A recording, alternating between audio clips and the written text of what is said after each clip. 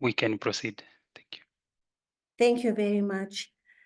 Greetings to everyone. A very warm welcome to the participants in the room.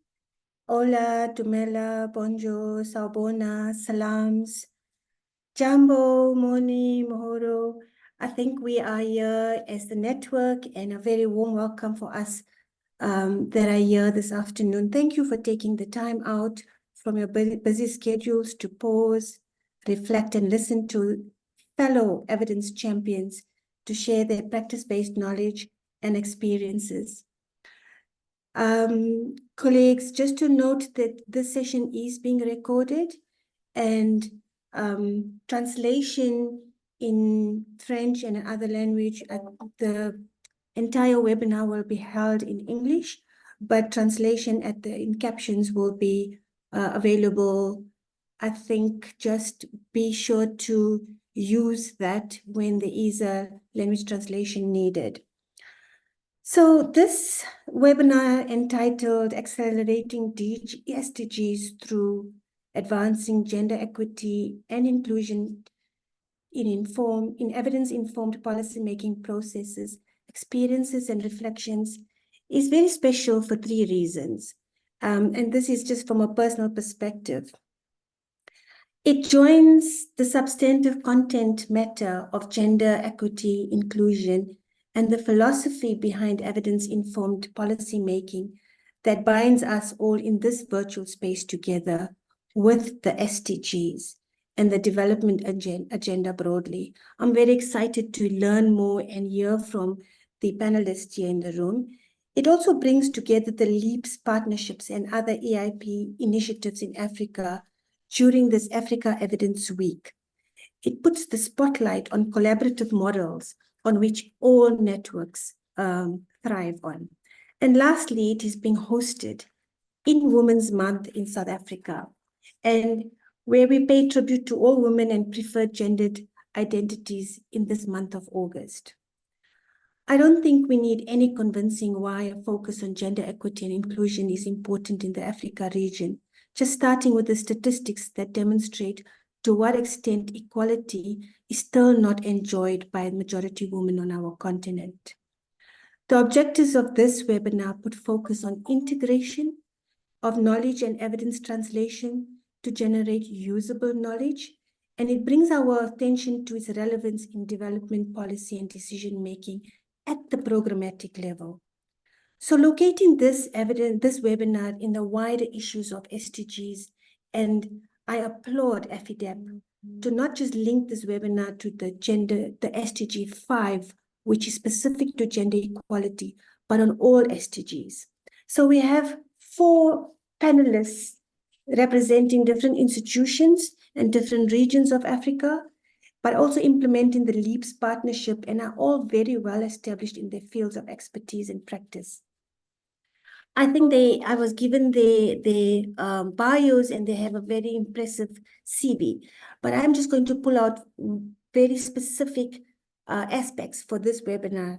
So first will come Famaya Bogali. She has over a decade of experience in the field of public health, and she's based in Ethiopia. We have then Diato Ndai, and she comes with the background of agricultural engineer and focusing on multidisciplinary approaches that combines agronomy with social sciences. This is for me an exciting approach to seeing how evidence within this space is also being used at the practice level. We then have Violet Murunga, specifically also from a research and policy analyst at the AFIDEP, and she has over 15 years experience leading, implementing, monitoring, and evaluating public health together with development and EIDM projects. Lastly, we have Anna Nensiyima, and she is based in Uganda at the School of Women and Gender Studies at Makerere University. Now, I think the panelists already demonstrate by virtue of the intersectoral linkages to the issue of development, but we want to really hear about your work in the EIDM world. And I forgot to just say who I am. My name is Harsha Dayal. I have 3 hats on. I am Director of Research in the Department of Planning, Monitoring and Evaluation in the South African government in the presidency. I am also co-convener for the National Strategic Plan on Gender-Based Violence and Femicide in South Africa, and providing assistance to the Private Office of the President. So with that said, I think let us please get straight into the panelists. And if the panelists can please concentrate on 4 aspects, just to give a brief overview of your project and how specifically you are integrating gender equity and inclusion into your project interventions. What we would like to hear from you is how you have the lessons you are generating from these efforts, from the approach itself, and how your target audience is receiving the work. Those levels of reflection will be very useful. And please, maybe just give us a 1-minute remark on the value add by your LEEPS projects. So let me take this opportunity to welcome Famaya Bogali, all the way from Ethiopia. Over to you, Famaya. Thank you, Asha. I hope you can hear me. So thank you for the introduction as well. And I want to start by saying that I'm also excited that we're having this important discussion, and it's really great that we're having it in relation to an actual activity that we are involved in. So I don't know if I should be reflecting on all of the aspects that you raised, or if I should just reflect on one of them. But Famaya, thanks for that. Just actually, you be the prerogative of which ones you want to draw from. That would be great. Okay. Thank you for that. So I'll just start by, I think, indicating the initiative that we are undertaking within LEEPS, and I'll just reflect on how that we're really trying to bring out gender equity and inclusion and the interventions that we're working in there. So I don't know if everyone here knows about the LEEPS project, but I'll just touch upon it very briefly. So the LEEPS project or initiative is the Learning Together to Advance Evidence and Equity in Policymaking to Achieve SDG. So this is being applied in Sub-Saharan Africa countries. And it's really focused on promoting gender equity in all the stages of knowledge translation and policy making process, starting from synthesizing evidence to exchange of evidence. So this is a project that involves both Anglophone and Francophone countries, where I am involved in one of the Anglophone hubs, which is East African Regional Evidence Support Initiative. So in that, we're, as I mentioned earlier, along with the general focus of LEEPS, we're also trying to build capacity in the partnership countries. And so in this specific initiatives, there are about 4 countries that are involved that are from different countries, including Uganda, Ethiopia, Tanzania, and Malawi. So in this specific initiative, we are targeting about 3 things in order to, hopefully achieve by the end of the project. So we're focusing on developing evidence base to support priority SDGs. So in this project or initiative, we're targeting 3 SDGs. One is SDG 3, specifically on reproductive health. The other is SDG 7, which is about clean energy. And another SDG is SDG 5, which is directly linked with what we are going to be sort of discussing. And another thing that we are focusing on this specific project is developing the next generation of leaders in the evidence to policy space in the region. And also we're trying to build new and also strengthen the existing country teams that I have mentioned earlier. So while we are involved in this initiative, we're trying to bring out the gender equity and inclusion aspect in all of the activities that we are undertaking. So as I mentioned earlier, one of the focus SDGs for this initiative is SDG 5, which is directly linked with achieving gender equality and empowerment, right?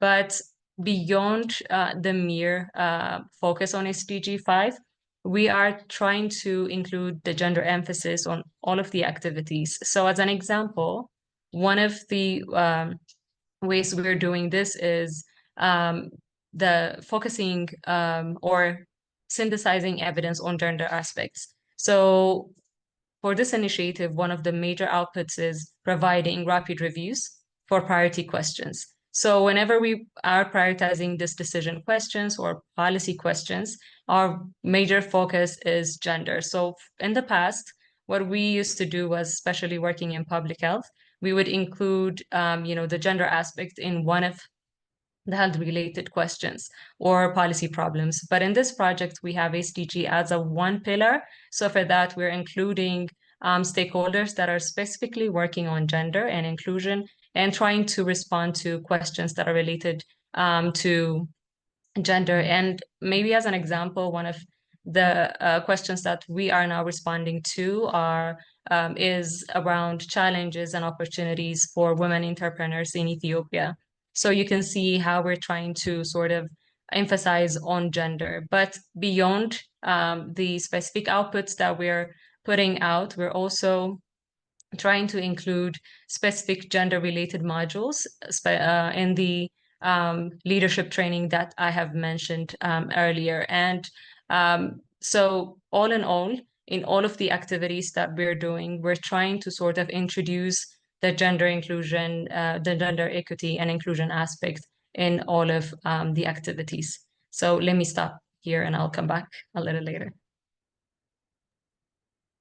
Thank you very much, Fumaya. So very intriguing. I think also thank you for giving us the background to LEEPS, which helps the participants and myself as well that's learning about the LEEPS projects. So over to you, Diato, just to also bring in your perspectives, your experience on the LEEPS project that you are busy with, but also the lessons and the learnings that you want to share with your participants today on how you would have integrated gender equity or gender inclusion. Over to you, Diato.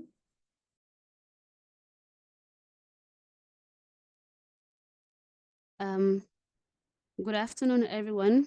I am really sorry. I would like you to tell me if you can hear me very well because I'm having internet issues. No problem, Diato. We can hear you very well. Oh, okay. So I represent today the West African LEEPS, the LEEPS West African Hub, which is the Francophone hub led by IPAR and AFIDEP. IPAR is a think tank based in Senegal and where I am from. And AFIDEP is our partner based in Benin. We are running the LEEPS program in 7 countries, Senegal, Burkina Faso, Mali, Benin, Togo, Niger, Cote d'Ivoire, and Mali. And when I come to our experience and our activities related to gender in this LEEPS partnerships, especially in the West African hub, the first.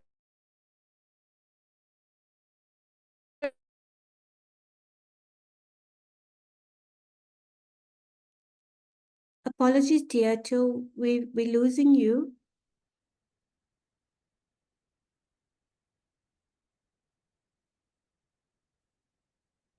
Colleagues, is it only myself or did we lose Diato? I think we did lose you. Just, yeah, let's bear with Diato's. The connectivity in West Africa is a problem, but let's just give her a second. Diato, can you hear us?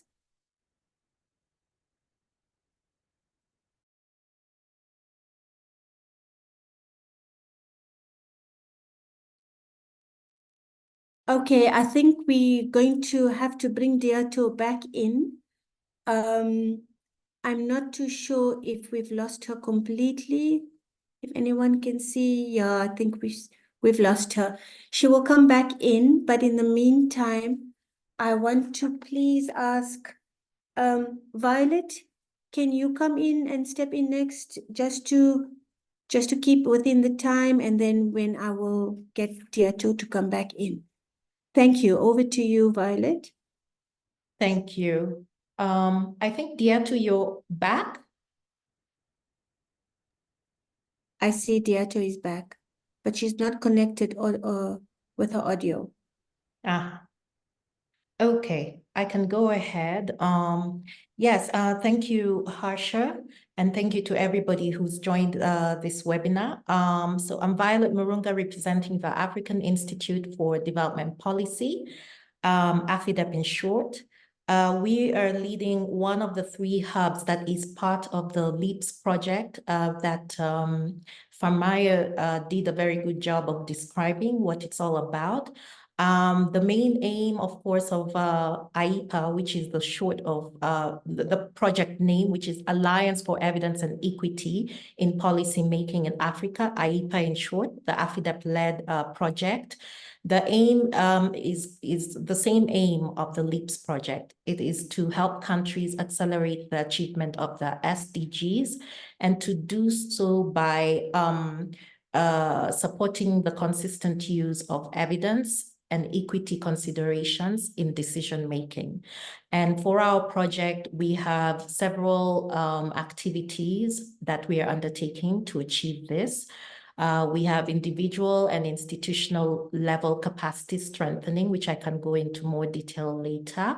And then we also have a component of sharing learnings across the LEEPS partnership, like we are doing today in this webinar.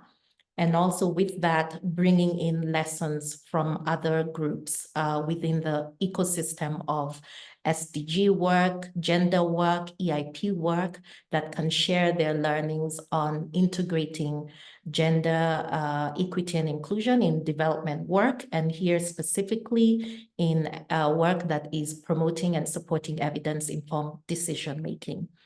AFIDEP is in partnership on our project with 3 other institutions: the Africa Research Impact Network, which is a network that includes researchers and policymakers, mainly early career individuals from across the African region, who are working on various issues across different sectors.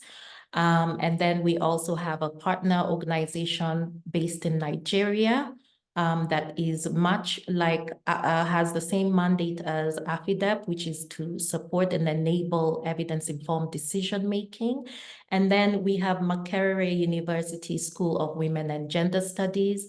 And we have someone from Makerere here who will speak more about what they do, but they're on the project because of its central focus on integrating gender equity and inclusion. So they're bringing in that expertise and infusing that expertise within the whole partnership.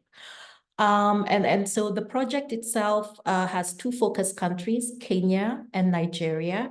And then we have some regional work, which we're implementing through the ARIN network that I spoke about.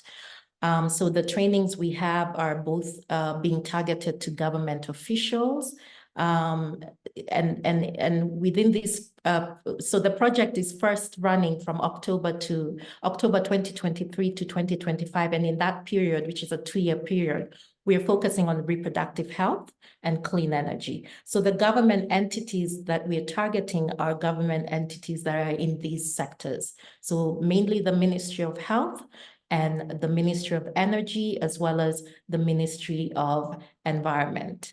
And then through the ARIN network, we're able to do a bit of reaching out to other sectors, but the main focus sectors for our work right now is reproductive health and clean energy.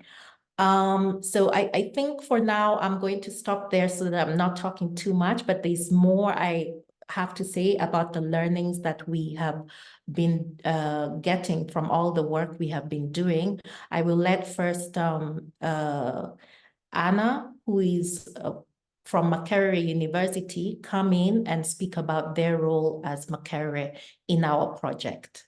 Thank you. Thank you very much, Violet.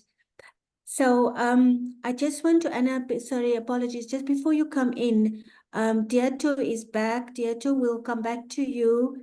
Are you okay with your connectivity? Can you hear us? Yes, I can All right. hear you.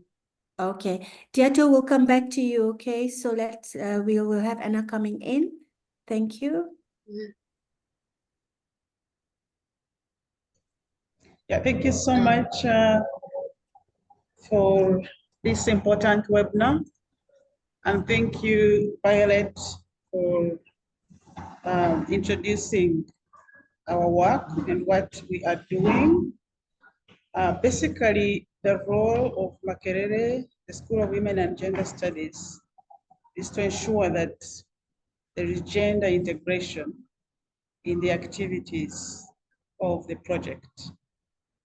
And our focus mainly has been on trainings to make sure that the partners, the trainees, the stakeholders, especially ministries, are able to get an understanding of what we mean by gender inclusion, what we mean by gender equity. So we have basically done this in both countries of Kenya and Nigeria. And we have emphasized the role of gender analysis in whatever area we are working in. But of course, here we are focusing on reproductive health and clean energy. And what has been interesting is that is the interest that people have shown in actually understanding and being interested in integrating gender.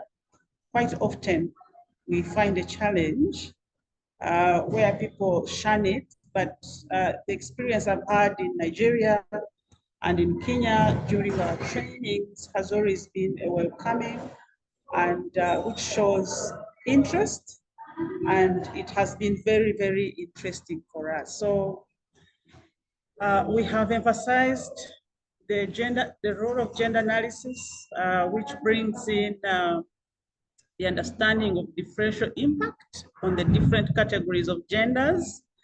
And we have emphasized gender analysis and how it should inform policy design and formulation. We have emphasized data behind data. We have emphasized that it's not just about, yes, we care about quantitative data, but we also want to know what is behind that data. And we always want to know why certain aspects are the way they are. For example, we have made great impact by making people understand, and policymakers and other stakeholders understand, that it does not only matter for us to know that there are fewer women delivering in health facility, but we need to know what is behind that. What are the gender dynamics behind that? And we have also been able to emphasize that the different categories of people, whether you're talking about boys and girls, men and women, you also have other categories, the disabilities and the LGBTQ categories. So we have been emphasizing that the gender analysis is very, very critical when we do in this policy making, and as we gather evidence, as we use evidence, we have to make sure that this evidence is proper evidence that is informed by a gender analysis. I didn't want to speak much because I hope there are other opportunities to speak. but that has been basically our role to make sure that in all these interfaces with the policymakers, with the trainees, with partners, that we are available to make sure that we make a clear understanding of what we mean by gender inclusion. Thank you very much. I'm sorry I'm in a noisy place.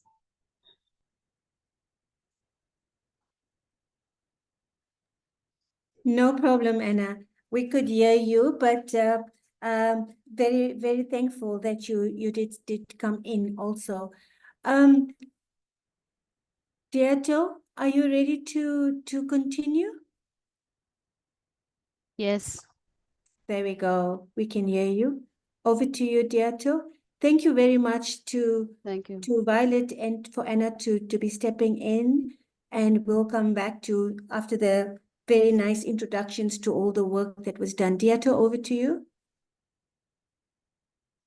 Mhm.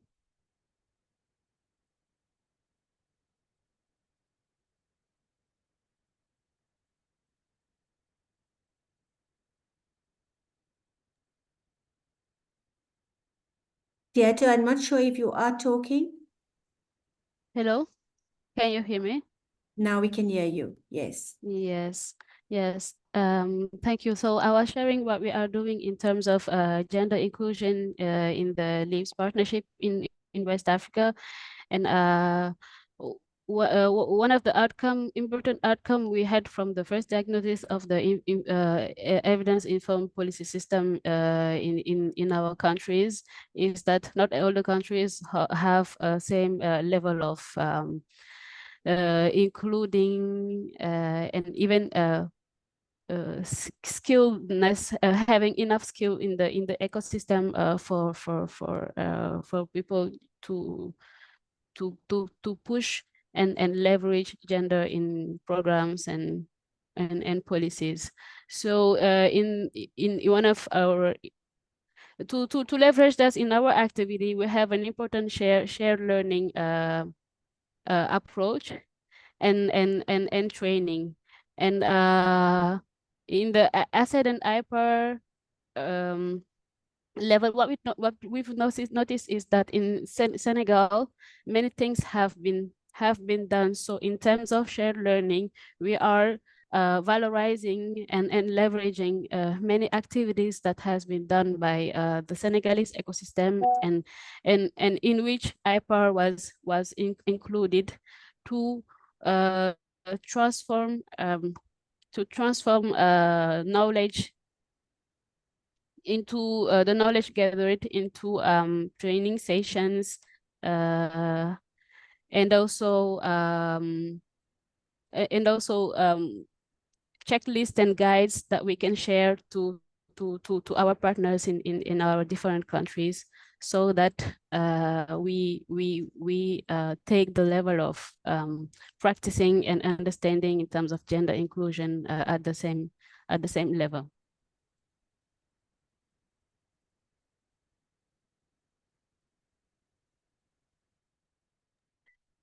So okay, go ahead. Continue, Diato. Did you complete, or are you still talking? Yeah, yes, thank you. Go ahead. I can complete in other questions. Sorry, I'm a little bit confused because I've left and come back to the discussion. So yeah. No problem.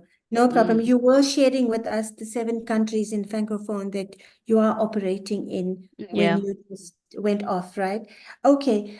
Very much. Thank you very much. I think all the participants in the room have already, the panelists, apologies. The panelists have shared with us the high level work that they are doing.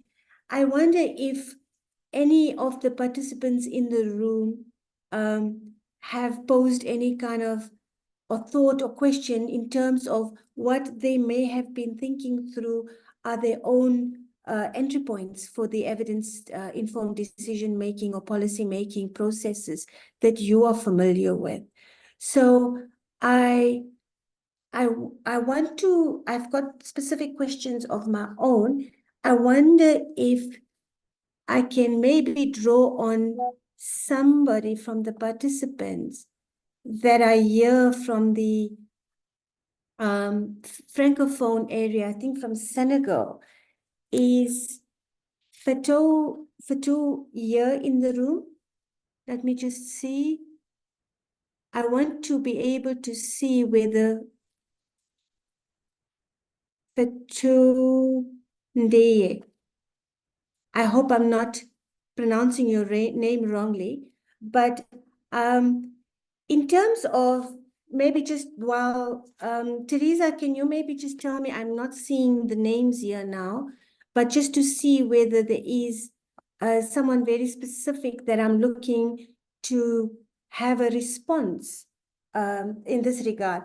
So what we have seen from the panelist, Famaya has given us the focal areas, and I think also from Violet and Anna, showing that the gender focus comes from not just SDG 5, which has the focus on gender equality, but how the cross-cutting nature from reproductive health and then a focus on clean energy makes the areas that we are looking at specifically on linking evidence use through a gendered lens into their programs and activities. So, Famaya, you have mentioned that, you know, the evidence generation of leaders that you are developing and the initiatives that you are taking, there was a process that you had done in the past that you have now introduced rapid reviews specifically on the SDGs as a separate pillar on its own. So this going between a mainstreaming of gender versus targeting gender, I see that coming out in the different initiatives. What were your specific lessons around going mainstream versus targeting, which I think all of the SDGs are also grappling with? So maybe coming back to Famaya in terms of those 4 countries that you are involved in, how did this transition between, or this constant targeting gender, but also mainstreaming gender? What were the lessons behind that, Famaya? And then I will maybe come to the other panelists. And if participants can also, pose specific questions to the panelists in the chat, that would be great as well. Famaya, over to you. Yeah, thank you, Asha. So it's an interesting question, actually, because especially as someone who is really focused on targeting health questions, which, by nature has, gender as a cross-cutting issue, but then going into focusing totally on, something that is totally focused on gender is a sort of a shift for us, even though it's related. So I would say one of the things that we have learned is that bringing the lens specifically to gender is really necessary, but not always easy. So I'm saying this because even sort of understanding the concept of gender, equity, and inclusion is something that we are still uncovering and understanding. So I'm saying this because, in the past, when you are using the lens of gender as just a sort of a cross-cutting issue, it's not going to be the, a sort of a supplementary thing. And we, even though we have tried to understand what, the effect of gender and the, for instance, marginalized groups and, issues of inclusion have an effect on some of the health issues that we've been working on, is different when you have a total lens of focusing on specific gender issues. And I think this also goes into the technical capacity we have on gender and inclusion. And I'm really happy to see Anna on this call because, we need this kind of people who are really experts on this gender issue. So with this, I have seen the need for, within this work, one of the learnings that we have got is that there is a need for more capacity building around it. So, and, but, along with this, when you're talking about a gender issue and you're trying to synthesize evidence around it, it comes out as a very contextual issue. So it's really important to recognize some of the cultural issues, the norms that come with context, and the structural barriers or facilitators that you're working around. For instance, a certain issue of maybe entrepreneurship that I mentioned earlier, when you're conducting it in Uganda, could be totally different from looking at it from an Ethiopian context, because as I mentioned, there's a whole lot of understanding that surrounds the issue of gender. So I think it's a very imperative thing to have a tailored and context-specific strategies when you're trying to address or provide interventions for specific gender issues. So generally, I would say what the major thing that we have learned through this process, even though we have a lot of way to go until this time, I would say we have seen that it's very important to have an intentional and context-specific understanding of any questions or interventions that you're talking about, and somehow targeting gender as it is, as a single entity, and sort of seeing it as a cross-cutting could be a little bit different, and that there is a huge need of capacity building around it. Yeah. Thank you. Over to you. Thank you very much, Famaya, and especially bringing out the intentionality behind the gender work, even if we are dealing with so many different approaches to it, right? I think I want to pose the same question then to Violet as well as Anna and Diato, in terms of how did you balance between targeting gender and then still bringing out the mainstreaming part of the other work that the projects are doing. Violet, can I start with you, then over to Anna as well, and then I will come back to Diato. Violet, you need to, unmute. Thank you. Thank you, Harsha, and thank you, Famaya, for your insights, which also some of the things that you were talking about, we have found as well in our work. I would say for the AFIDEP-led work, the way we have done it is, so we as AFIDEP, we have been focused on strengthening capacity in evidence-informed decision-making. We have various approaches that we use to do this. One of them is the training on the rapid systematic review process. And we use that approach because the assumption is that it's rapid, it fits in the fast-moving context of policymakers, and therefore our sense is that if they can get that capacity to do rapid synthesis, they can more consistently use evidence of high quality, because the process is not only rapid, it's a rapid systematic process of reviewing data and research. So within that approach, we have now in the aim to integrate gender equity and inclusion in that process, we have had to think about what exactly that looks like within that process. So it is about how do policymakers, where do they find the evidence they need? What are the sources? So it's about ensuring that the universe of sources is also coming from, knowledge producers who are analyzing, who are collecting data that are bringing out gender and equity issues. As they synthesize the evidence, what tools and steps do they need to have in place to ensure that there's a deliberate focus on bringing out these issues in the synthesis they do, so that in the end, the evidence products that they produce to inform their decisions around reproductive health, around clean energy, can then have these aspects prominently brought out within the evidence that they produce.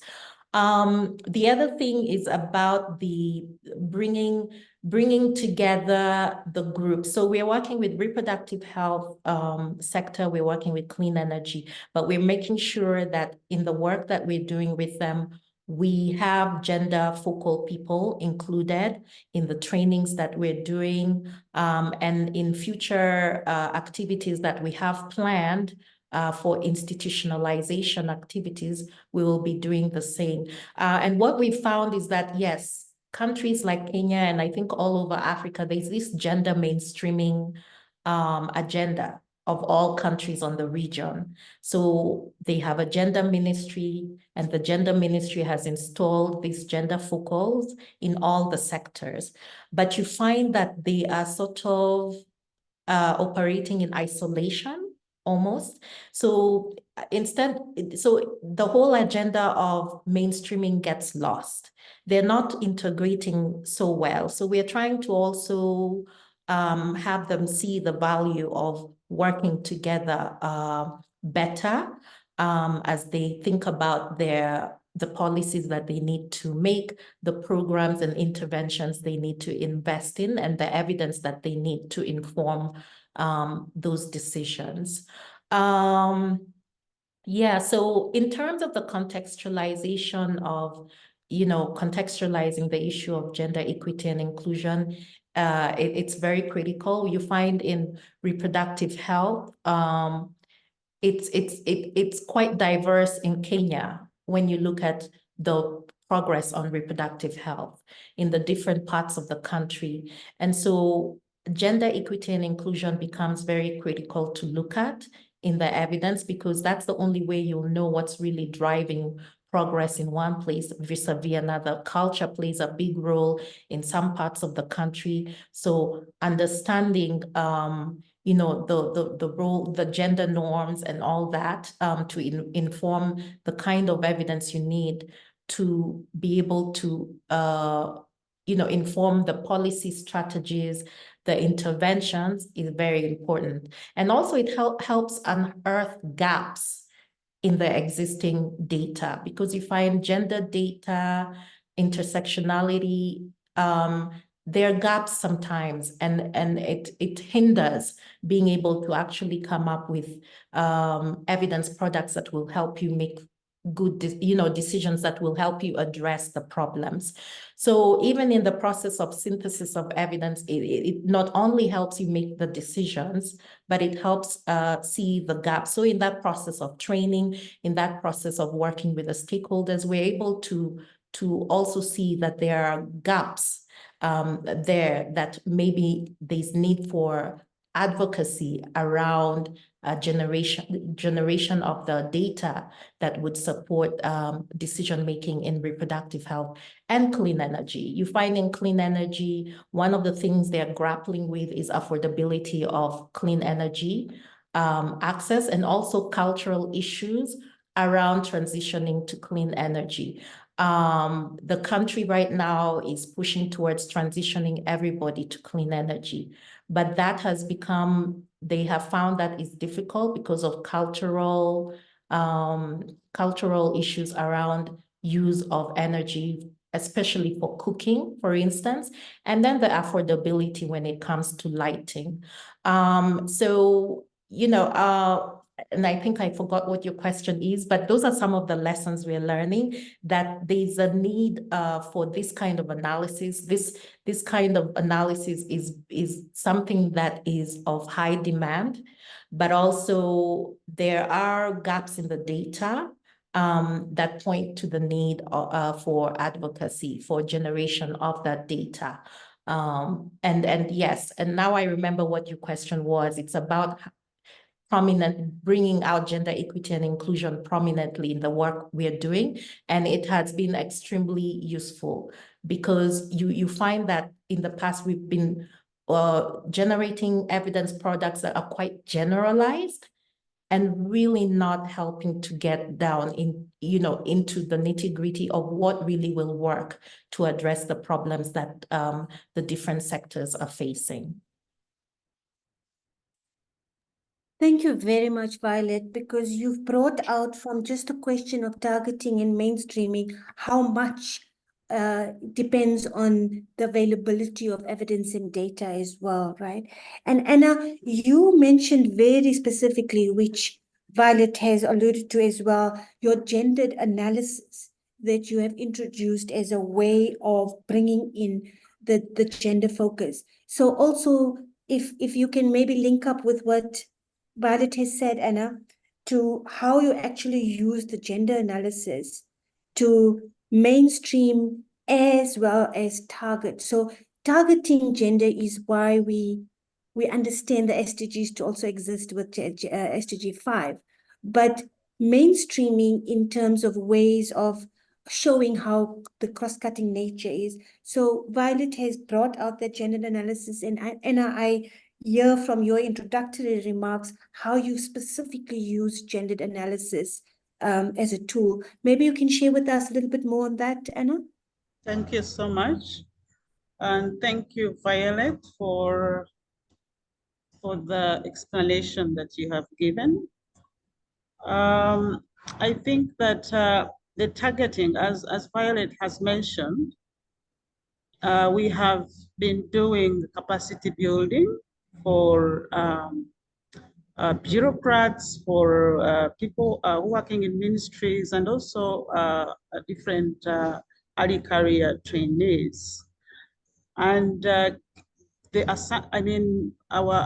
belief is that these are people who are going to be producing the evidence, which evidence we believe will inform policymaking.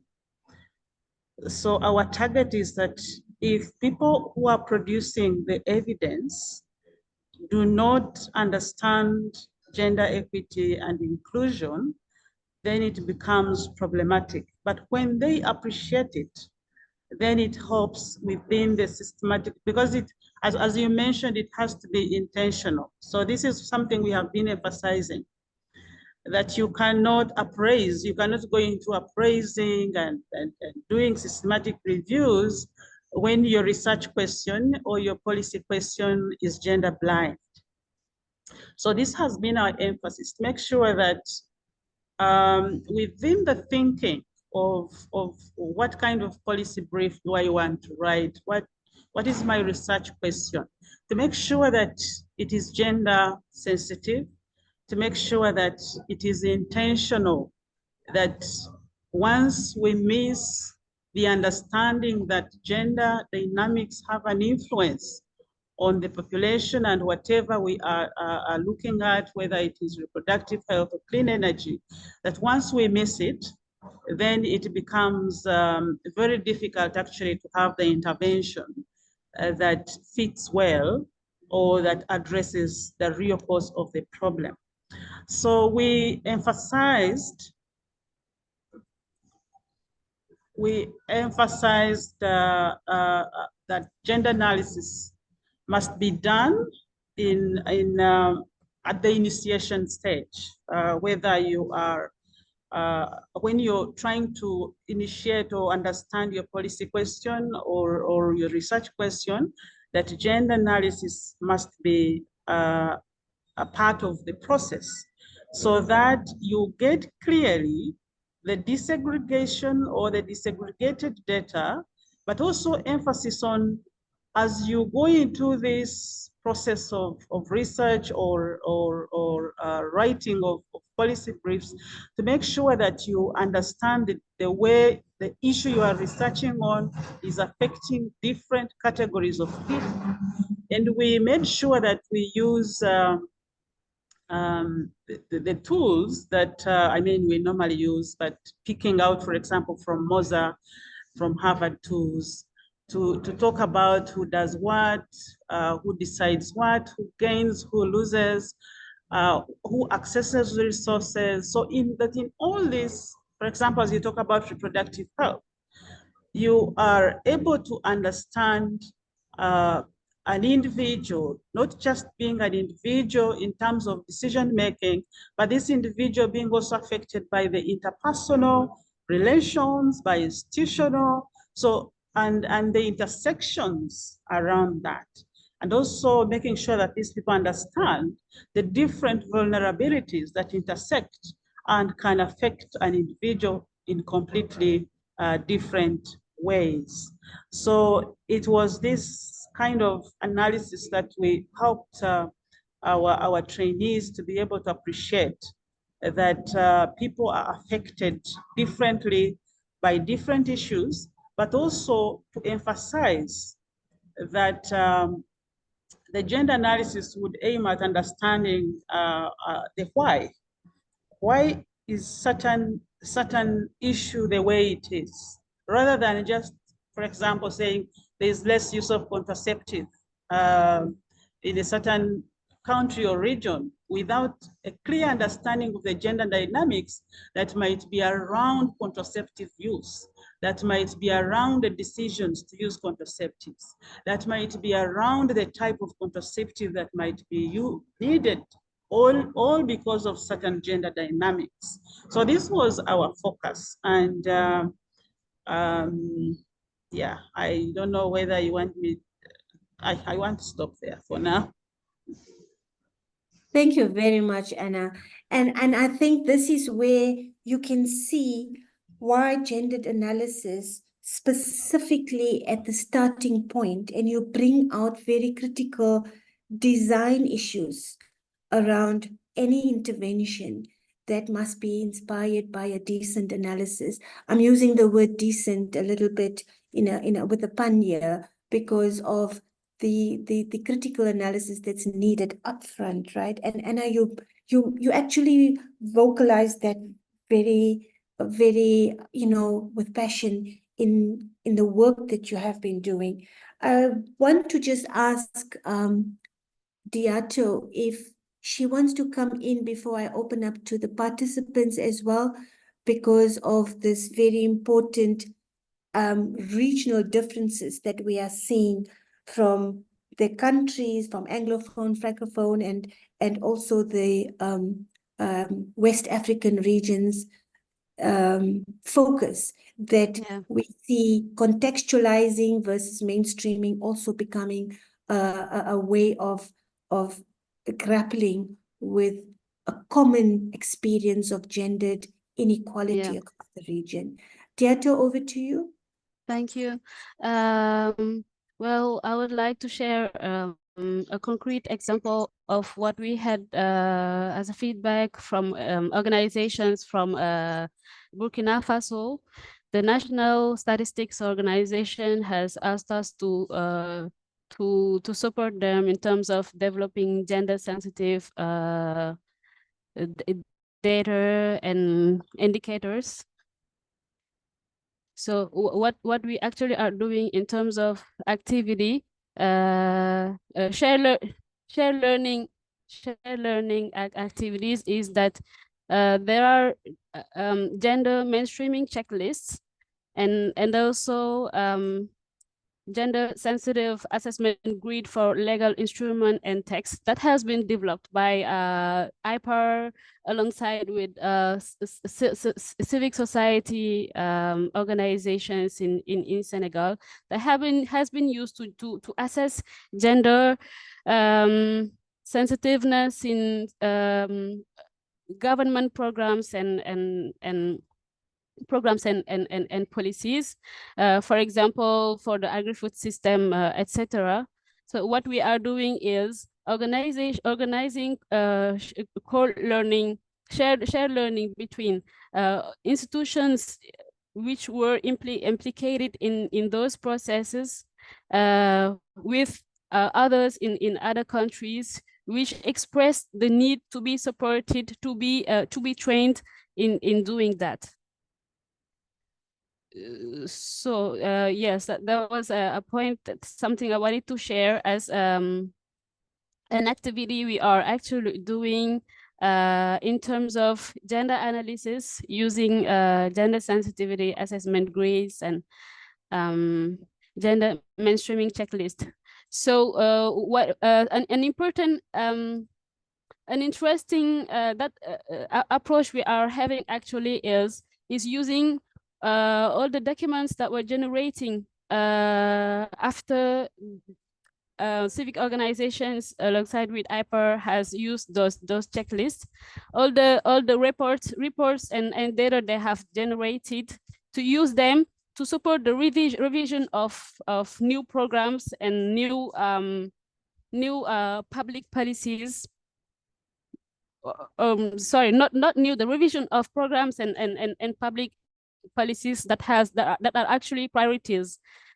Specifically in Senegal, there is a public law related to the agri-food system, which we call Loi d'orientation agro-silvopastorale, which is the French calling of that policy, which the new government has designated as something to be revised as a priority. And we had the opportunity to have a report from organizations. The organizations have talked about alongside with IPAR that use those checklists I'm talking about in terms of gender analysis. And what we are going to do is mobilizing data which were generated already to support that revision of the for the agri-food system public policy. Thank you. Thank you very much, Diato. You know, you've just introduced how the official government statistics or official data can be, you know, used side by side by what civic organizations generate, and especially around the gender work to review these programmatic interventions. So you bring Yes. in the critical component here, which I think any kind of analysis will be dependent on. And I will come back to that question from Anna as well. I'd like to just open up for the participants to pose a question. I'm not sure, Teresa, if you can help me with any of the questions that any questions that may have been posed on the chat, or I also welcome participants to raise their hands and maybe share thoughts or get direct questions to the panelists in the sharing of the experiences via their projects. Let me just see if there are any hands, and if you can please be brief with your question and which panelist you may be posing it to, or in general. I would like to maybe just ask for anyone if I'm seeing any hands that at this stage. Don't be shy. We are all Asha, in the sorry, Yes. as we wait for participants to raise their hands, we have a few questions under the Q&A sections. Maybe you can pick them up. Okay, there we go. Are you able? Yes, I can now see Okay. the Q&A Yes, question. please. All right. There's a question on how can digital tools used for screening, searching, extracting, and writing be used to conduct gender analysis? Thank you for that. That comes from anonymous attendee, but basically, let's pose that to the panelists because it's such a nice and specific question, and also moving into our futurist trends of using digital tools. So that question and anyone that can, I would actually pose that to all the 4 panelists because of its relevance to all the projects at this point. Starting with you, Fumaya, and then going over to Violet, Anna, and then Diato. Thank you. Yeah, so thank you for the question, because this is actually one of the things we're trying to do in another project as well. And it's really interesting that, you know, within the digital tools aspect, the question of gender analysis is raised. So I would say generally, using digital tools can actually play a crucial role in conducting gender analysis. So through the steps of evidence synthesis that is raised in the question. So, I will try to respond to it in a more technical manner. But so when you're talking about evidence synthesis, you're talking about the steps starting from, screening and searching studies and going into extracting data and writing that specific output. So I believe we can use digital tools in each of the synthesis aspects, but at the same time, making each steps gender sort of specific. For instance, whenever we're conducting screening and searching, we can use the digital tools to have a sort of a supporting hand for us to help us focus maybe on using specific databases that are gender specific, or to help us have some automated screenings, right? So that would help us in bringing out some gender related keywords or themes like gender equality, women's health, which we would be, missing out if it was not for using digital tools. And this also goes into, the other aspect, which is extracting data. So we can use digital tools to sort of make us more sensitive to the gender aspects that we would have missed otherwise. And this also goes into, writing and making it more, we're talking about plain language summaries when we're talking about evidence syntheses. So I think one of the ways that we can use digital tools is to help us target and focus on gender issues, and maybe introduce these aspects that would help us to have an output that is, focused on gender in every search, in every extraction that we are doing. So I think this needs, of course, a little bit more work, because we're still working on using digital tools generally for evidence synthesis. But again, adding that gender aspect would make it more usable for gender issues. But for each of the steps, we can sort of include that gender specific,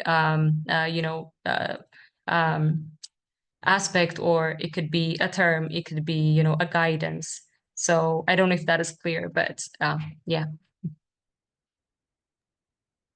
Over Thank to you so much, Famaya. That was very clear. Thank you. And I also know from your work that digital tools are central to making the evidence accessible as well. Violet, any thoughts to share on digital tools within your work?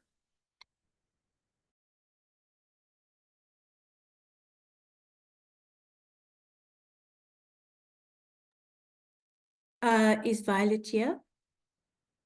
I think you're muted. Oh, Sorry. sorry, Violet, you're muted. This always happens to me. I'll be talking on mute. No, I was saying I really don't have much more to add on what Famaya really nicely described. And I think Famaya and her team has done a lot more on digital tools and innovating around that. So I'll just leave that there for now. Yeah, but I think whatever she said was quite sensible. It's about prompting the tool to bring in that evidence from that gender lens. Sure. Thank you, Violet. Anna, from your perspective, how do you use digital tools? Is it different for screening, searching, extracting, and for writing? I think that would be a great idea. The world is running digital, so digital tools would be important, but the issue is who is behind the digital tool and how is the digital tool being used. So still it would be about how sensitive is the tool, and how inclusive is it, and who is using it. So it's still, the sensitivity would still come back to the one using it or the one who designed it. That's the short one I could say. But it's very important. Yeah. But thank you, Anna. You do bring out a very important aspect of of the relevance of tools in terms of how capacity building must include it from the design features, but also how inclusive it would be, right? Any thoughts to share from your side, Diatso? Yes, I will say that Fermai and Anna invited Serito, and Anna said something very important. Is the level of designing digital tools. We actually are involved in the establishment of a digital platform called AgriData, which is a data sharing platform related to agriculture, and what we are trying to do is to help disaggregate data, because the disaggregation of data is crucial at the early stage of database development, before sharing the data. So at the conceptual level, disaggregating and into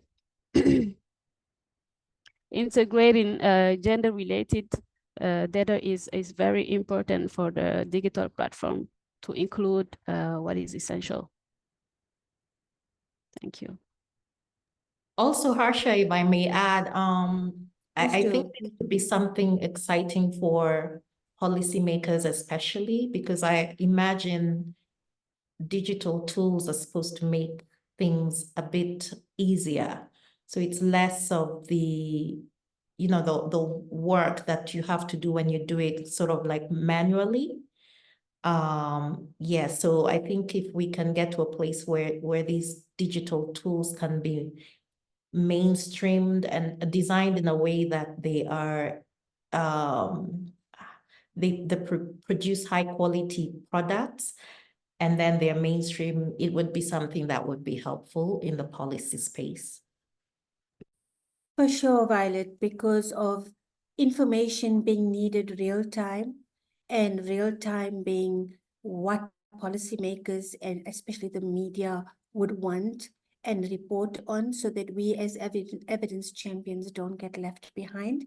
You know, this conversation around digital tools has spurred off so many other linked questions for me. I'd like to come back if we got time to that.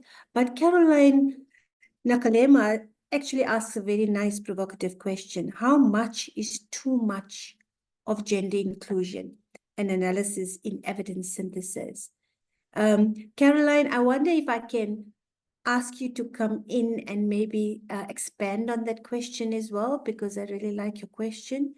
And if there is an endpoint to saying how much do we synthesize using a gender lens. Caroline, can I invite you to come in and just maybe expand on that question?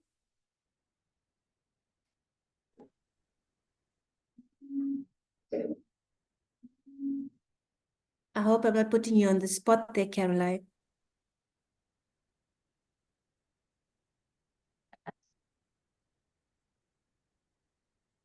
Let me just see. Caroline, can you maybe unmute, or are you there? All right, while she comes in, there's a question that's posed. I don't know if any of the panelists can speak to that one. How much is too much of gender inclusion and analysis in evidence synthesis? Assuming that that's what brings us together is evidence synthesis in what we do. Any other panelists? Maybe if I can maybe contribute. I suppose, I mean, it's like what Anna said, it starts from your policy question. And here, of course, we are talking about working with policymakers and, what's their question? And how have they analyzed the question to really understand what are the subgroups that are really driving the issue? Because so for instance, you can take in Kenya, the contraceptive,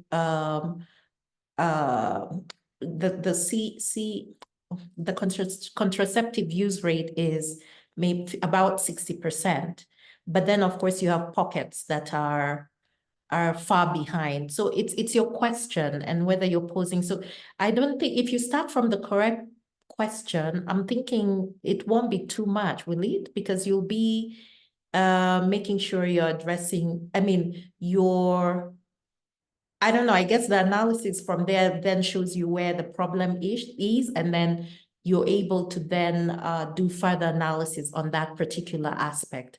So I don't know if it's too much, but I think it's related to the question you're asking. And from the question, what data do you have to really show you what are the subgroup differences? And then from there, when you find the group that is most left behind, then you're focusing the analysis around that group. Thank you. Can I add?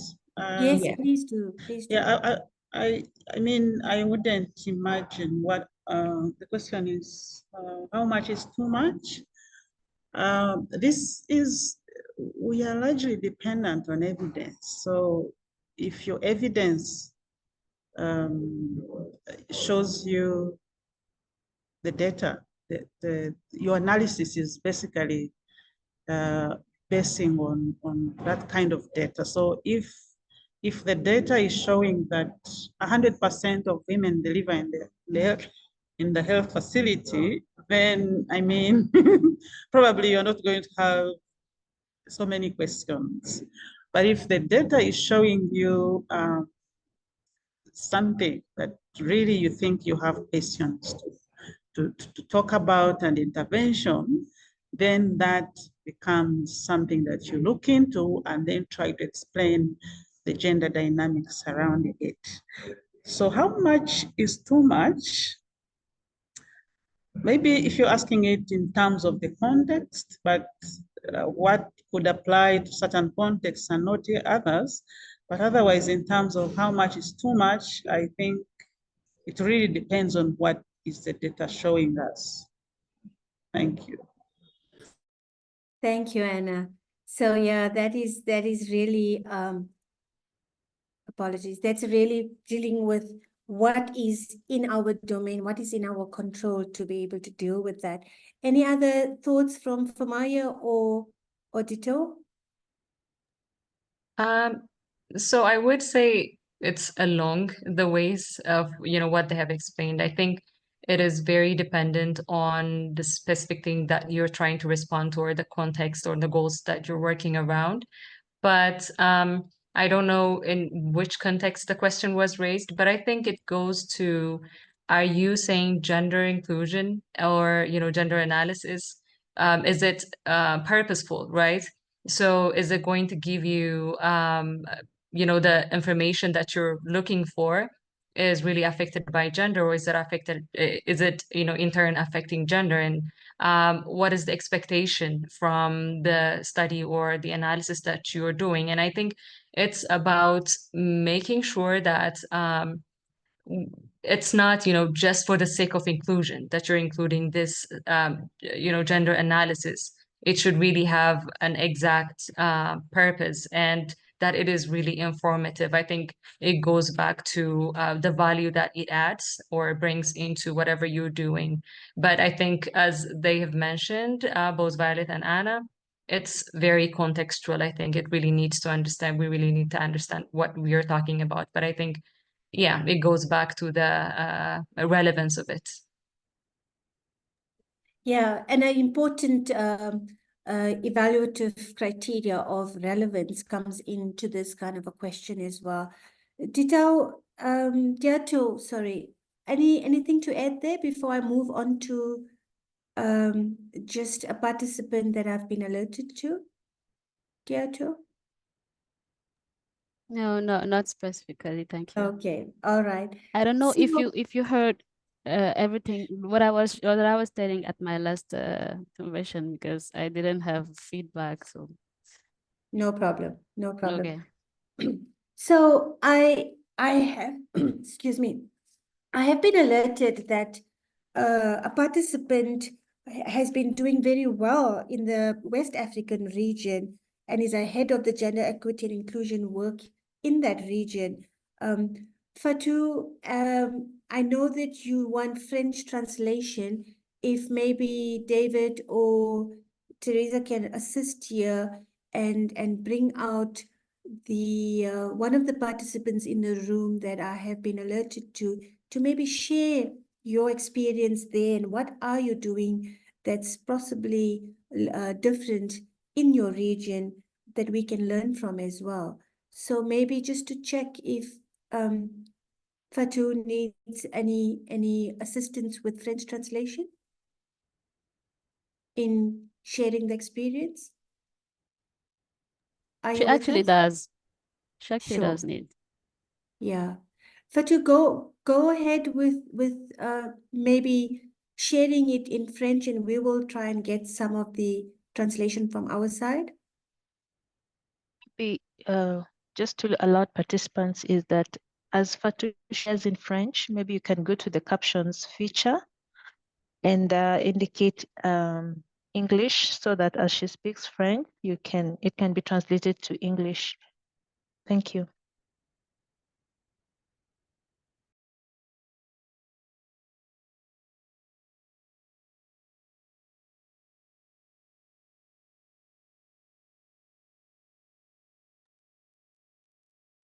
Fatou, we are inviting you to come in and share your experience from Senegal.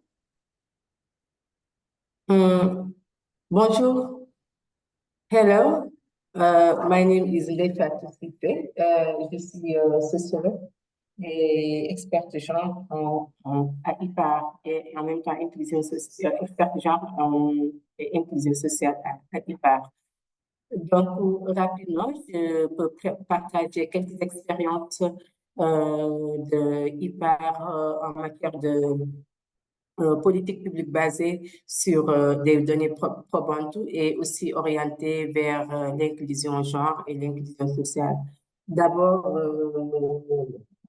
pour compléter ma collègue Gatou, IPAR est un think tank qui oriente sa démarche, son intervention sur 3 axes, à savoir la recherche, c'est-à-dire la production d'évidence scientifique qui permet d'éclairer l'opinion et les décisions politiques, et aussi le renforcement des capacités sur ces évidences, et aussi le dialogue politique pour pouvoir promouvoir et motiver des politiques publiques orientées et basées sur des données probantes.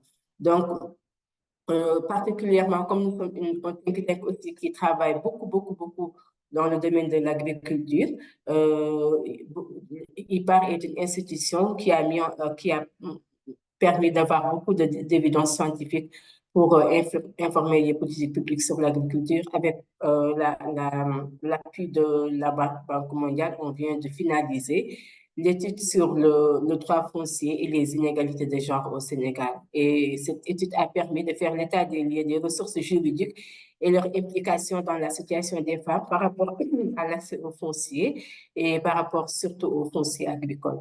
Et cette étude aussi a montré que la législation actuelle, notamment la loi sur le domaine national, est dans une posture de neutralité quant à l'affectation des terres aux femmes.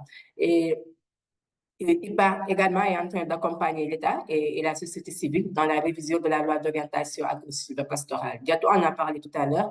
Il s'agit d'une loi qui a été instituée en 2004. Malheureusement, ce n'est pas suivi d'un décret d'application, mais c'est une loi qui a permis de décliner l'agriculture sous ses différents angles et de mieux promouvoir les acteurs de l'agriculture en leur dotant de statut comme les autres métiers. Et en même temps qu'il accompagne l'État dans la révision de la loi d'orientation, dont le processus a été amorcé cette année, il accompagne également la société civile, notamment la société civile rurale, je peux donner un exemple, le CNCR et le collège, particulièrement le collège des femmes du CNCR, qui est une OPE fêtière, qui sont aussi dans toutes les filières agricoles. Donc, il accompagne ce collège des femmes dans le processus de révision pour une meilleure prise en charge de la dimension genre et aussi permettre de remettre en question le droit de la famille qui est régi par les principes patriarcaux. Donc, comme vous le savez, au Sénégal, le Code de la famille est le principal instrument juridique qui permet de répartir les rôles et responsabilités, mais qui est vraiment euh, qui entretient vraiment la domination masculine avec la culture patriarcale. Et cela s'est ressenti dans la conception de la loi agressive pastorale, dans la loi dans le domaine national, et qui sont des faits aussi par rapport à l'émergence d'un leadership féminin dans le secteur agricole. Donc,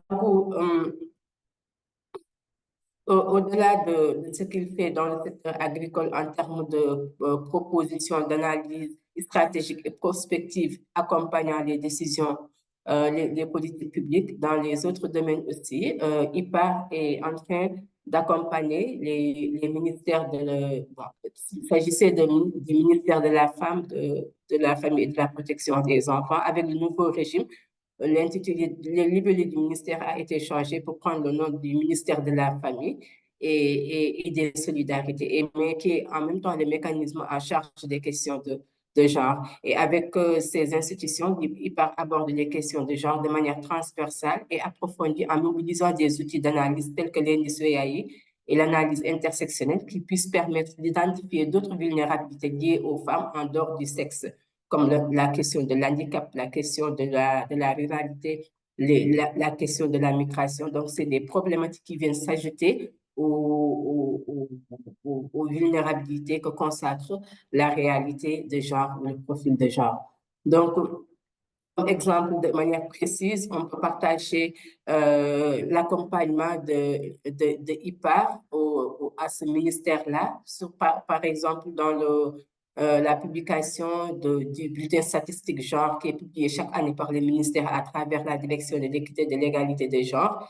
IPAR participe au processus d'élaboration et de publication en mettant à la disposition de la direction des données sur les thématiques validées annuellement. Par exemple, dans le cadre dans l'édition de cette année, la thématique est intitulée Accès des femmes au foncier, participation des femmes au marché du travail et violence basée sur le genre en milieu scolaire. Sur toutes ces différentes thématiques, IPAR a mis à la disposition de la direction des données probantes qui puissent lui permettre aussi de s'orienter dans sa politique et de mettre en place un plan d'action et de suivi des recommandations pour qu'il y ait des actions concrètes en faveur de l'inclusion genre et de la lutte contre les violences basées sur le genre. Et bien avant même cet accompagnement bien avant la publication de ce bulletin, il y avait l'accompagnement que IPAR avait fait avec le ministère dans le cadre des premières assises nationales sur l'entrepreneuriat féminin. Une initiative que le Sénégal a lancée en 2023 et qui a permis de faire l'état des lieux de l'entrepreneuriat féminin et de l'autonomisation des femmes. C'était une première c'était une organisation, un événement premier dans son genre et IPAR a permis de réaliser des consultations régionales dans les 7 pôles territoriaux regroupant l'ensemble des régions du Sénégal et qui a permis en même temps de prendre en charge plus de 18 filières où se déploie l'entrepreneuriat féminin. Et les assises ont permis de faciliter la participation de plus de 10 000 femmes. Et aussi, en termes de coordination scientifique et méthodologique, nous avons accompagné le processus de rapportage en faisant le travail de synthèse des recommandations qui ont abouti à 10 mesures sur l'entrepreneuriat féminin et aussi qui a même été examiné lors du Conseil des ministres présidé par le chef de l'État. Donc, parmi les 10 mesures, il y a clés présentées par les gouverneurs au chef de l'État, on peut retenir un décret pour l'équité dans l'agriculture permettant de rééquilibrer l'affectation des ressources hydriques, la distribution des intrants agricoles et aussi de corriger les inégalités qu'on observe dans les financements en accordant plus de 40% des financements agricoles aux femmes, 20% des fonds pour la recherche agricole. Et aussi sur le plan du leadership, d'accorder 25% de participation féminine dans les instances de décision agricole. Par rapport aussi à la centralisation des données, surtout pour mieux concilier les activités familiales avec les activités professionnelles, il y a l'initiative ou bien une mesure qui a été prise lors des conseils des ministres et qui consiste à mettre en place un niveau d'immatriculation unique pour un suivi efficace de l'impact des politiques publiques sur les familles, notamment sur les femmes, le déploiement des maisons de la femme dans chaque département suivant un chemin directeur harmonisé et de renforcer aussi les fonds pour l'entrepreneuriat féminin. Il s'agit de l'augmentation des ressources du Fonds national de crédit pour les femmes et du Fonds national de promotion de l'entrepreneuriat féminin. Et c'est aussi d'améliorer les programmes de bourse de sécurité familiale en élargissant la base de données des bénéficiaires et réviser aussi le registre national pour mettre à jour les données. En même temps aussi, dans le cadre d'accompagner les femmes dans leurs expériences de maternité et aussi dans leurs expériences des soins apportés à leur famille, d'offrir, dans le cadre du lancement de la carte Jabot, d'offrir des services intégrés pour les familles couvrant la santé, l'entrepreneuriat féminin, la protection sociale et l'éducation. En même temps aussi de faire évoluer le comité consultatif des femmes qui consiste à transformer le Conseil national de la femme avec des structures au niveau régional, départemental et communal. Et par rapport aussi à la formalisation et l'accompagnement sur mesure des femmes entrepreneurs, de créer un guichet unique pour l'ensemble des femmes entrepreneurs et d'indemniser les dames qu'on appelle les badjans. En fait, c'est des dames qu'on identifie dans les quartiers qui accompagnent les femmes dans leurs expériences de maternité, qui accompagnent les femmes aussi dans la lutte contre les violences et qui accompagnent aussi les femmes dans la prévention de la santé. Et la dernière mesure qui a été prise lors de ces assises nationales, c'est d'instituer une journée nationale de l'autonomisation des femmes. Donc, de manière résumée, c'est avec l'accompagnement de l'IPAR sur la mise à disposition de données probantes qu'on est arrivé à se positionner comme leader ici au Sénégal et qui a fait qu'à chaque fois qu'il y a des initiatives de ce genre, on sollicite l'expérience de IPAR, on sollicite le concours de IPAR. Donc, voilà, donc c'est ce que je voudrais partager avec vous par rapport aux expériences que IPAR a eu à capitaliser en termes de production de données et d'influencer les politiques publiques voilà, par rapport à ces productions de données, mais aussi dans une perspective d'autonomisation des femmes, dans une perspective d'équité et d'égalité de genre. Merci beaucoup.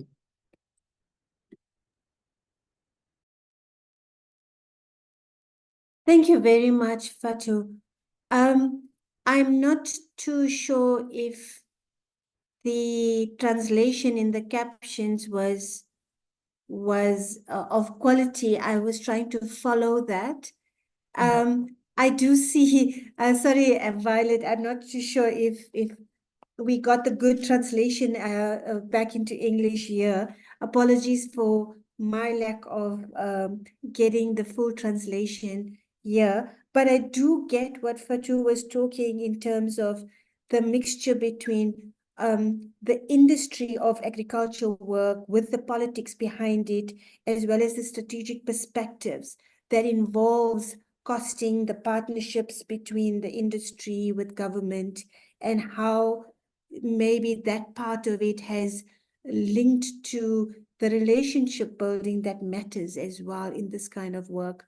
I want to just ask Dia if she can maybe bring in the more nuanced perspectives of what Fatou was sharing with us and do a reflection on that, Dia, being from the same region. If I can maybe ask you to bring that part in so that you can lure us in from the Anglophone countries to actually have some of that lessons translated for us as well. Thanks, Dia. Oh, yeah. In summary, Fatou talked about an important, interesting activity that was led throughout Senegal, which was regional and institutional consultations that for addressing specific local and institutional needs related to gender. That was in that process, IPAR was supporting the gender ministry of Senegal by providing evidence-based data. And what I would like to, she shared with us different outcomes and decisions that were, and political decisions that were made concretely out of that those consultations. Okay, that's a very Yeah, interesting yes, angle. yeah, Yes, yeah. Yes, and what I would like to add is that in the framework of LEEPS activities, we will capitalize all the outcome of this all those consultations and share it with our network. All right. Yes, in a shared learning perspective. That would be brilliant because Yeah. basically the evidence-informed policy-making process brings in the interface of us Yeah. as evidence champions and our relationships with those ministries and policymakers in the relevant areas. And, you know, although we look at sectors from health, agriculture, you know, the digital and the other aspects of dealing with the two big sectors here, as in the productive sectors, I would say, where women are involved and the gender perspectives needs to come in.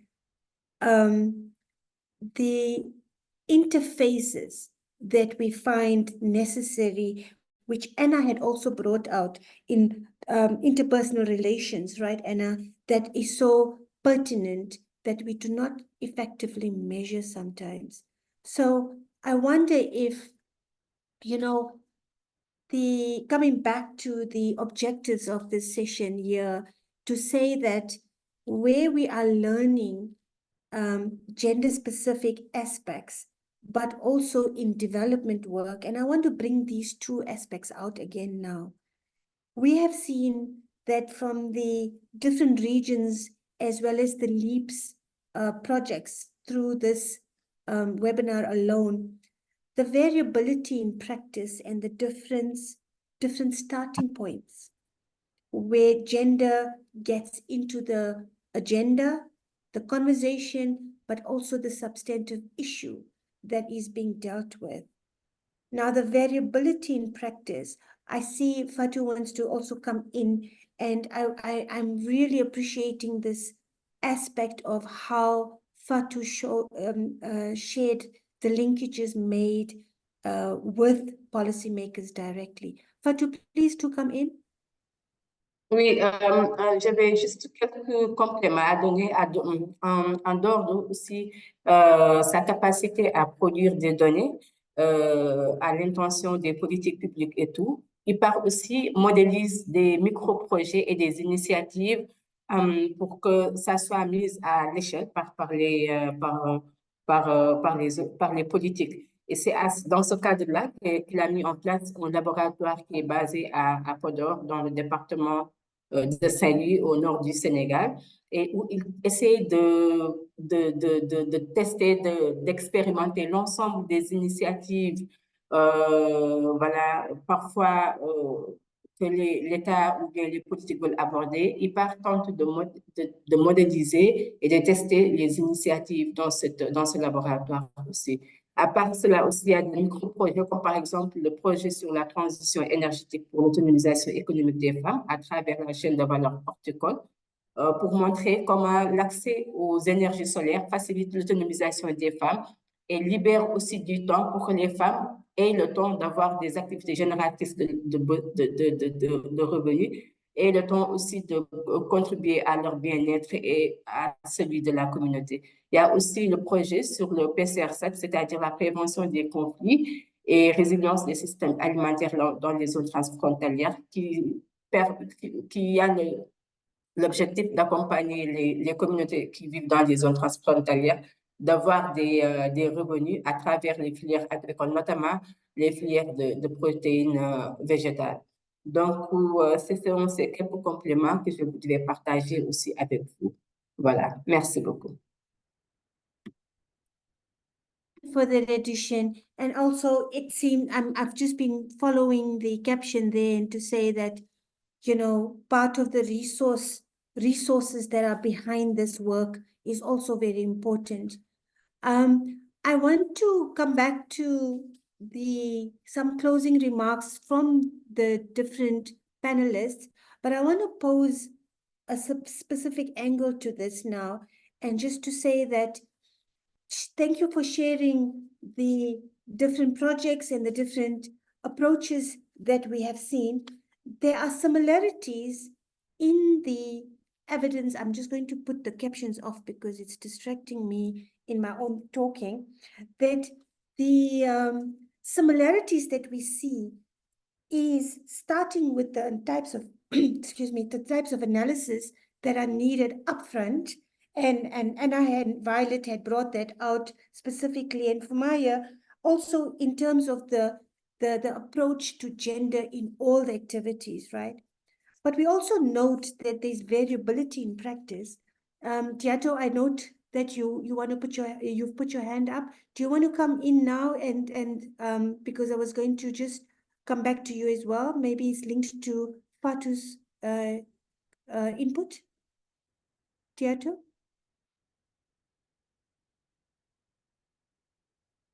Tiato, do you have your hand up? All right, I'll come back to you. What we see in gender work, and this does come from not just the targeted work, but basically we talk about different ways of knowing, and different ways of knowing that starts from the experience of being directly involved in gender work, but also the yes, I do. Okay, thank you. Theater? Apologies, maybe you can come in before I get to my specific probing to the panelist. Theater? All right. Apologies for that. I want to bring out a concept here of the different ways of knowing that we know gender work is so pertinent on. And if you're talking about evidence synthesis starting from the different data points that everybody had alluded to, everybody in the panelists spoke to different data types, data gaps also, but the incompleteness of gender work that happens in Africa, whether we want to monitor what we are doing, whether we want to learn from what works in the different regions, or whether we want to introduce new types of interventions. We talk about not just inclusion, but the diversity in both solutions and in terms of challenges. So this kind of epistemic diversity that academics like to speak to, how do you see this variability in practice and the practice-based knowledge that you have all shared with, informing a certain direction in terms of changing the status quo? Now, I'm posing this very specifically in asking you all from the panelists to maybe share one key lesson to advance us into the next phase of this work, that we also know representation is not enough of the gender numbers that we are looking for, but in this kind of change from how we want to learn from each other. So what is the one lesson that you can take forward from this variability in the practice towards lessons learned that we can all transfer between contexts? And then secondly, what is feminist theory meant to do then towards this kind of a change agenda? Where is feminist theory helping us in this context of SDGs to advance the development work? Violet, I'm going to start with you. If you can please share some of your thoughts just on that part. 2 minutes there, and then I'm going to go over to Diato next, Anna, and then Famaya to just share your thoughts on those two aspects. One is a methodological question in your synthesis work and taking variability going into how we can transfer that lessons. And the second one is we all have been talking about development work, influencing development work. Where does feminist theory come in that in your projects, in your work? All right. Thank you. Violet, Thank over to you, Harsha.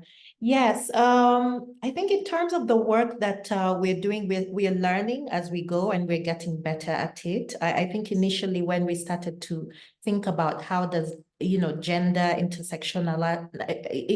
and equity analysis, how does that fit into our typical systematic review process? And I think we've gotten better and we now understand what that looks like. And I think going forward, definitely, I mean, we are going to be looking into pushing, promoting the use of this approach. I think it makes perfect sense. I think with the SDGs, leaving no one behind, there is no way we can be doing things as we have been doing research that doesn't take into account these kinds of analysis, because when you have such generalized kind of products, it really does not help you see what the issues are. So for the EIDM field, I think LEEPS project really has been I think it's quite unique in bringing out that, and I think it's something that definitely has to be taken forward in the field.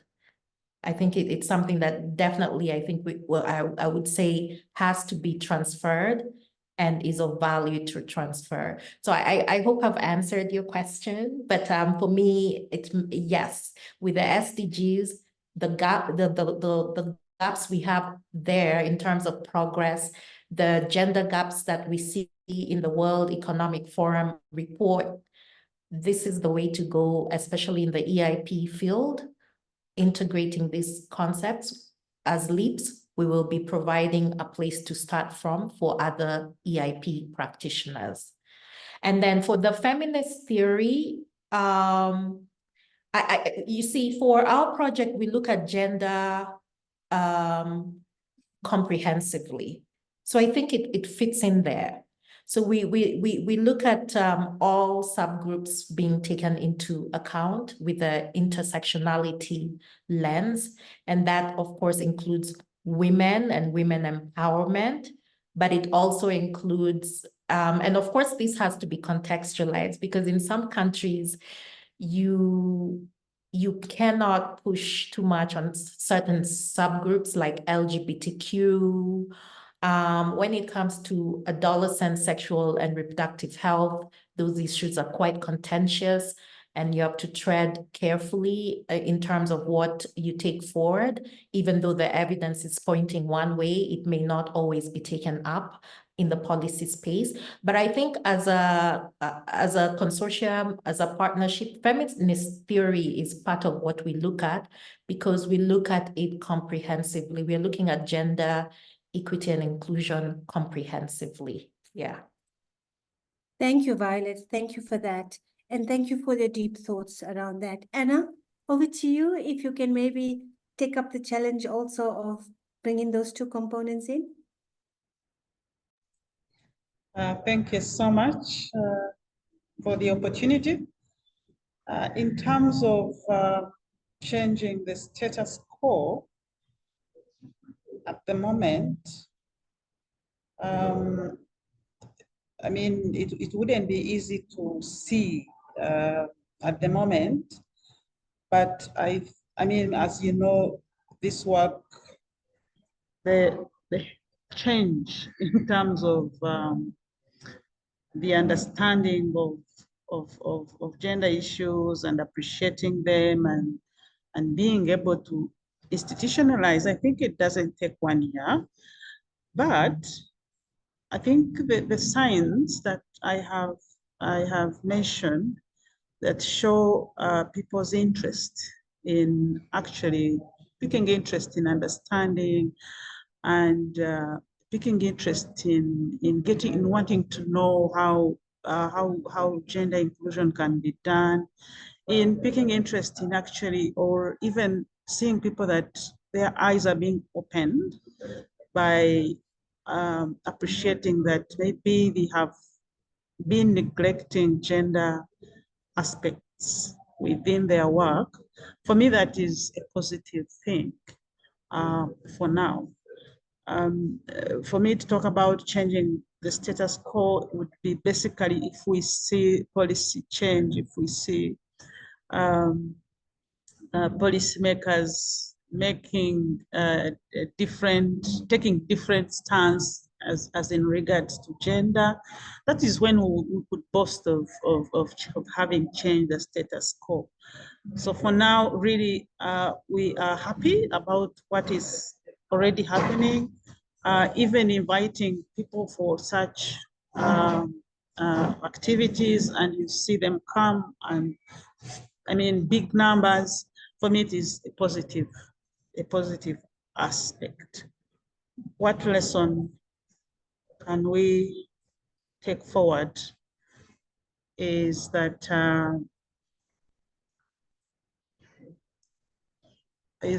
for me, the aspect of the partners that showing interest in what we are doing, it shows me that, that policymakers and people who are involved in EIP will be able to identify disparities among the different populations, and will be able to tailor interventions according to gender-specific needs and experiences.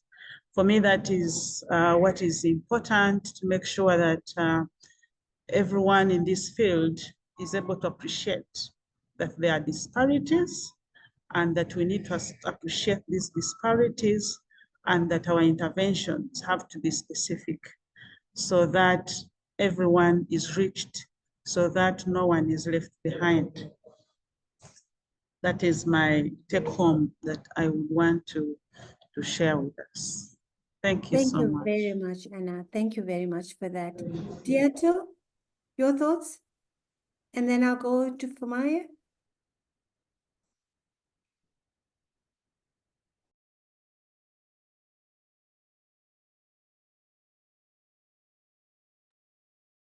Okay, we'll come back to Diato. Famaya?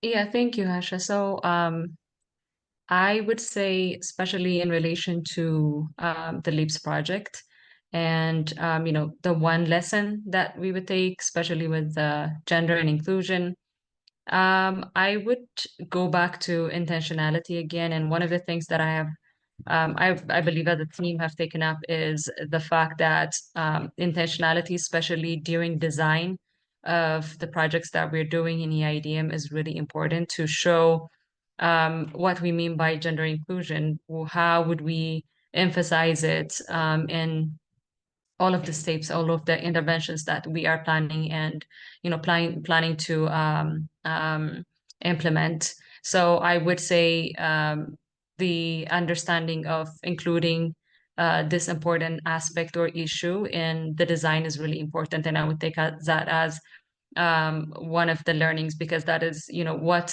derives and sort of shows or directs what you do.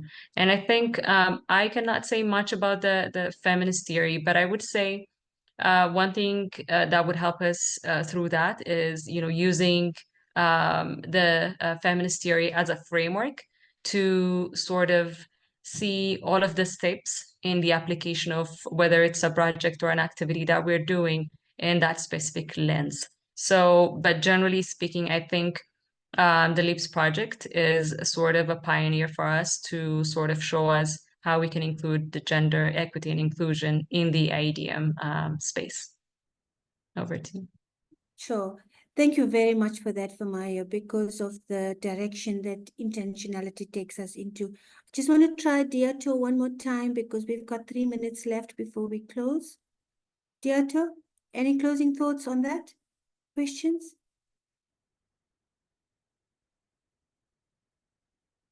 I'm not seeing. Okay, there we go, Diato. I think she's struggling with her sound there.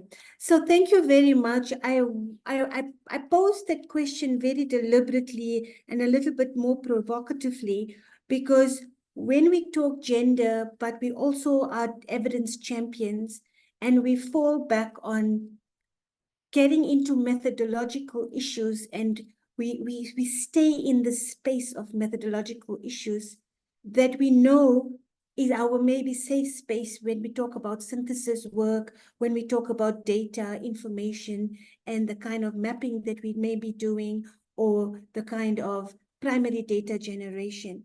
But let's bear in mind that sometimes what we do need to do is influence not just culture and values and theory that binds us all in a direction that we don't know sometimes where our interventions are taking us, but we need to stand back and reflect like we have done today through our various practices.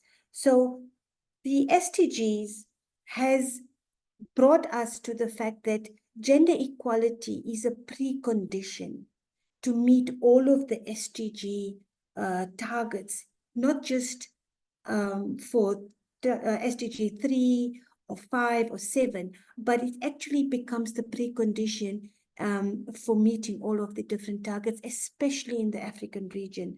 So that presents not just for us a methodological kind of challenge, which we are all grappling and already doing much about, but to equally keep influencing the norms, the values, and the kind of theoretical framing that binds us all within this development structure.